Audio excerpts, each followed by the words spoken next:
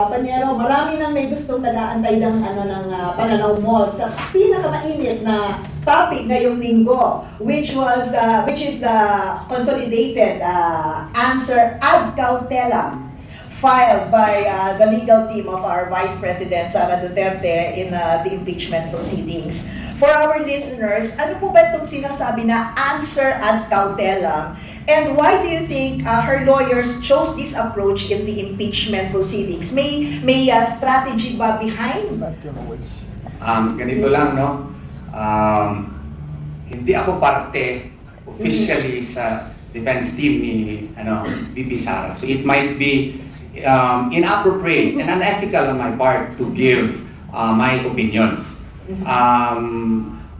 But just the same, I believe that the people also have to know what is on my mind, di ba?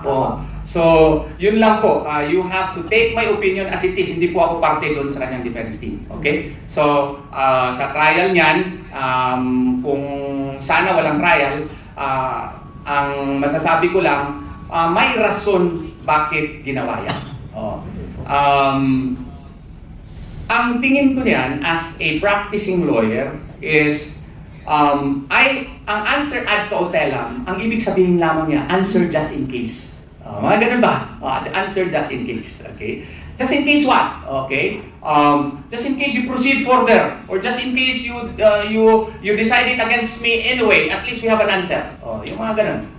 Kasi nga po, kung ako naman on the defense side, I would perhaps tackle the case the same way, so that the prosecutors later on would not know as to what are my real defenses once in case this gets to trial. Gets nyo? Kasi kung dito pa lang sa prosecutors level, dito pa lang sa determination of probable cause level, whether or not there is sufficiency of substance level, no? Akin to a prosecutor's level yan kung sa criminal cases sa aking pananaw. Pero ang grabe lang dito, ay medyo mga politika. Sa pananaw ko kasi, kung iratsada mo na lahat ng mga depensa mo dyan, as a practicing lawyer, kaya nga nagmamadali kami kasi may 1:30 hearing pa ako. So, malalaman na nila, mapag-aralan na nila, ganun pala. Ganun pala, hindi pala talaga kay Sara yun, kay VP Sara yung property na yun. Binigay lang pala sa kanya para maging abogada, ng pagkabago niyang abogada, yung mga ganon. Isa lang yan, na sinabi ko. So, papag-aralan nila ngayon. So, pagdating sa trial, medyo marami nang nalaman yung prosecution, mahihirapan na yung defense. No? It's not really a simple case of telling the truth. It's a case of when you tell the entire truth. When the case can be defeated based on certain legalities, such as dito, klaro naman talaga, na wala talagang due process, wala talagang ultimate facts. Nagpadala ako ng letter, doon pa lang sa Committee on Justice, the night before mag-tackle yung Committee on Justice. No? I already questioned the 4 complaints because I argued that the first 2 complaints were really early. No? Kasi in the first original decision that we won in Duterte and Duterte versus House of Representatives and Torion versus House of Representatives, yung original decision was really clear that whatever impeachment complaints that can be filed should be filed on February 6. Itong dalawa prior to February 6. So doon sa letter ko, I emphasize that they were premature. Pagka kinabukasan, I don't know why they did it, kasi gabi ko yun pinadala yung sulat, they withdrew the second complaint.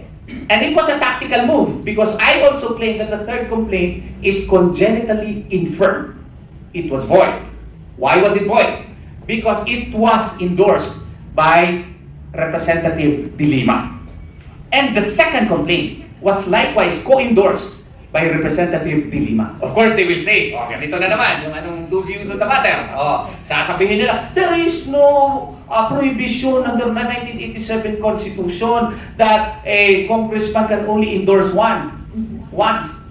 True to you. But just because there is no express prohibition, it is already enshrined, ingrained. Why? Because an endorsement of an impeachment complaint of a high official of the land is actually a recognition in your part that you agree in whole and in truth the entire allegations of that complaint. So therefore, it is my humble contention that it is a sacrosanct process. How can you endorse wholeheartedly an impeachment complaint and at the same time, oh, by the way, I also endorse this complaint?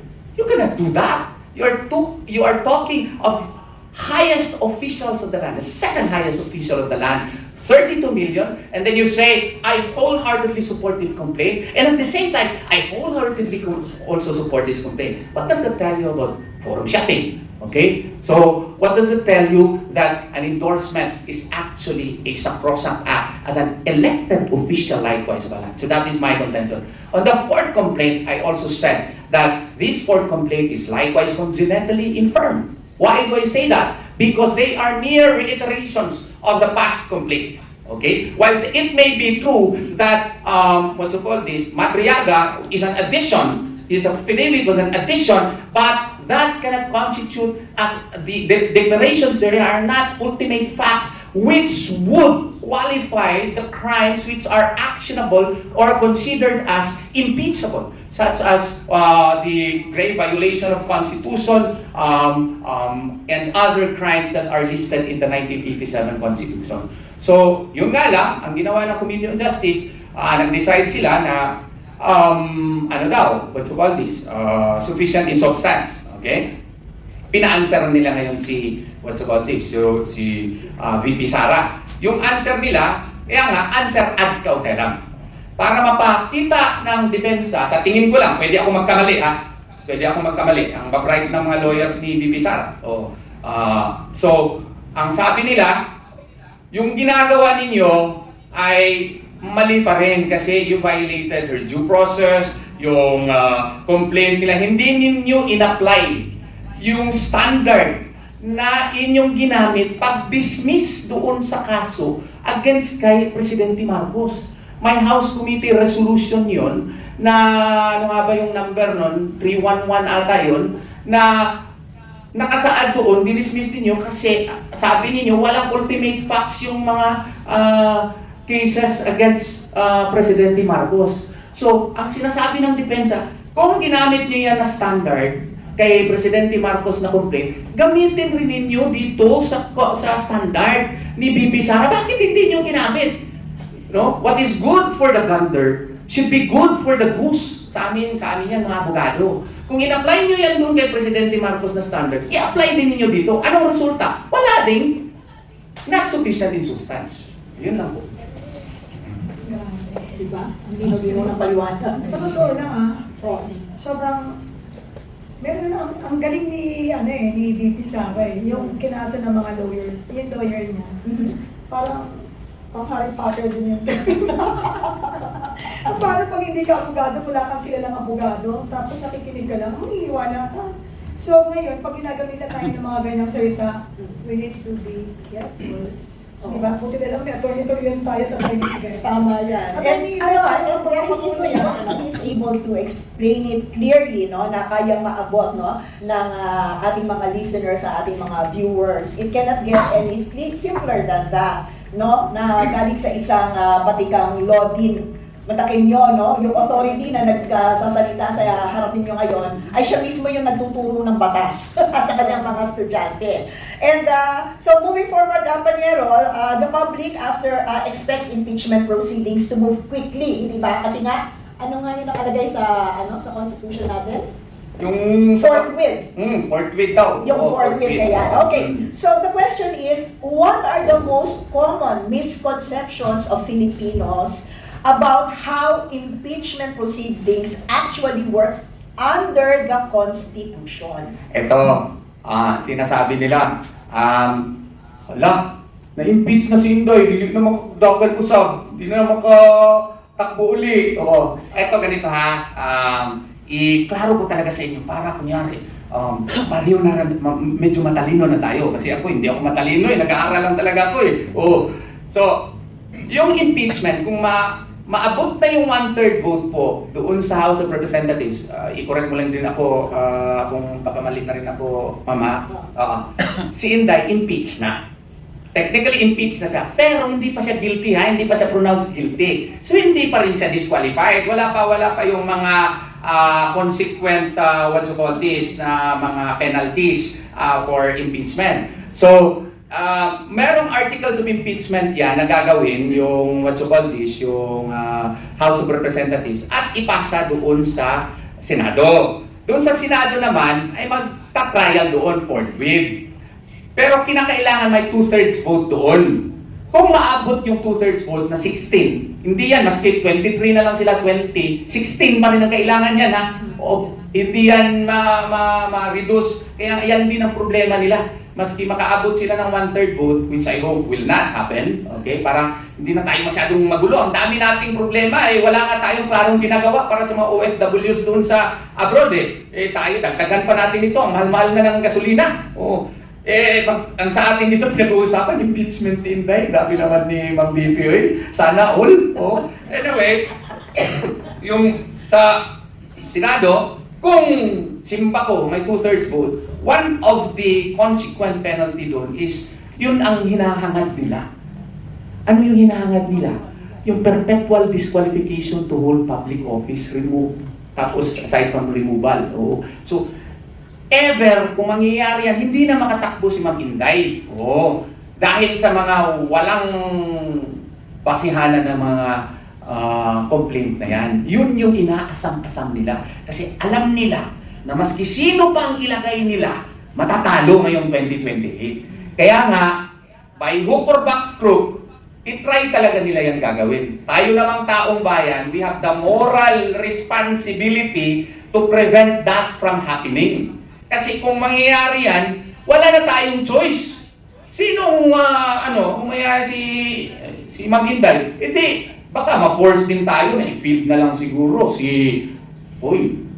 mas matapang din yun, si Congressman Pulong, o si Mayor Baste. Oo, diba? By 2028, 40 na si Mayor Baste on the day of the election eh. Oo, di si Baste, naku, baka mas marami din magbubuto nun, especially yung mga babae. Oo, baka makakuha na lahat ng mga female voters. Oo. So, kaya mag-isip-isip din siguro yung grabing magbigay ng problema kay Ma'am Sara. Ang daming problema lang binibigay kay Ma'am Sara. O mag-isip-isip din kayo kasi may mga alternatives din. Pero sana hindi yan mangyayari because it is for the betterment of our country. We need really a leader like Ma'am Inday in our times. Yes. Attorney Iben, pwede kong dugtungan. Sige po. Gusto ko lang po i-remind mga kababayan natin, wala kayong napapansin. Puro delubyo dumadating sa atin. Earthquake, baha, sakit. Ngayon, sinabayan pa ng gera. Pero anong focus ng ating gobyerno? Anong focus po nila? Isa lang. Why? Bakit sila takot na takot na takot? Nagsanib pwersa lahat ng iba't ibang kulay. Except green, ha? Except green. Sa totoo lang, dito pa lang, mag-isip na po kayo. Hinaharangan nila yung tunay na dapat makamtan ng sambayan ng Pilipino. Ang mabigyang katarungan, ang mga nangyari sa atin, at matigil na ang pagdarahong ng ating bayan na magpahanggang ngayon hindi nalulutas. FLOOD, CONTROL, flood control. Baka nakakalimutan nyo, balikan. Bakit ka mo? Panglilihis. Bakit nakatuto kayo? Puro Sara, impeach Sara, Sara Lustay, Sara Waldas, Sara si Piatos, kung nakakapagsalita lang, si Mary Grace, magbumura na yan. Ba't pag ginagamit niyo ako? Nagtatanga-tangahan sila at nagpapanggap na kala mo talaga totoong-totoo. Turo sila ng turo kay BP Sara, pero nakalimutan nila, 4 na daliri nila nakaturo sa kanila. At ngayon, kailangan magbalik tanaw tayo. Ano bang meron kay Sara? Bakit kailangan nilang sirain sa tao? Bakit takot na takot sila? Kasi yan na magiging katapusan ng mga ginawa nila noong pa na hindi natin natutuklasan. Lumalabas na isa-isa ang mga katotohanan kung paano nila binalahura ang ating bayan at nagiging sunod-sunuran tayo sa kanilang lahat. Akala natin, yun po ang tama at parang po talaga sa bayan ang lahat ng kanilang adhikain at plano. Ngayon na lumalabas na totoo, kailangan pa pala may isa pong makulong. Doon pa lang magtaka kayo. Bakit kailangan tanggalin mo sa bayan natin Kung talagang siya ay nasasakdal, pwede siyang kasuhan dito. Bakit ibang bansa ang hahawak sa kanya? Doon pa lang po magtaka kayo, nilihis, tinago, tinanggal yung tatay. Akala nila, magagawa nila ito, nakalimutan nila yung Diyos. Talaga ngayon ko na-appreciate lahat eh. Nakikita natin, no, attorney? Attorney, grabe talaga. Nakikita natin talaga yung mga nangyayari. Niloko nila tayo, niloko nila ang Pilipino, binaboy nila ang Pilipinas. Kaya habang may naninindigan, mga kababayan, huwag tayong mawala ng pag-asa. Kahit isa na lang yan, basta may naninindigan. Sa mga vloggers, please, nakikiusap po ako, huwag kayong manawa. Ang ating laban ay hindi laban pansarili, hindi laban pang maleta, hindi laban para sa mga pamilya lang natin. Ang laban na ginagawa natin at paninindigan ay laban natin para sa ating inang bayan, ang Pilipinas. Salamat po sa inyo at huwag po kayong hihinto. Dahil hindi po kami hihinto hanggang hindi nakakamta ng hustisya para sa bayang Pilipinas. Attorney, please. Yes, susugat ko lang po, Kapenya, Attorney Torion, dito po sa impeachment proceedings, kayo po bilang litigator, ano po ba ang in-expect ninyo na nakapaloob dun sa complaint? Dapat po ba kumpleto na yung ebidensya bago nila pinasagot si VP Sara? Dapat. Kasi kung mag-file ka nga ngayon ng kaso ng ordinary criminal case, the standard by which the DOJ is setting and which was affirmed by the Supreme Court recently is reasonable certainty of conviction. How much more when you are trying to impeach a high official, the Vice President at that, voted by 32 million voters, no? So, ang aking aking masasabi niyan is the complaint itself must be complete in itself. Hindi yung maghihingi ka pa ng mga sabina just to prove your case or to strengthen your case. Kasi ginawa yan dito sa kaso na ito ngayon eh. Yes. Right after the determination of sufficiency of the complaint, no, in form, nag-move ata kasama ko pa naman na dean. Kaibigan kami nga na former dean din. Nag-move for issuance of subpoena. To my mind, that is an admission of witness that they don't have the necessary evidences to link VP Sara to the crimes that they allege.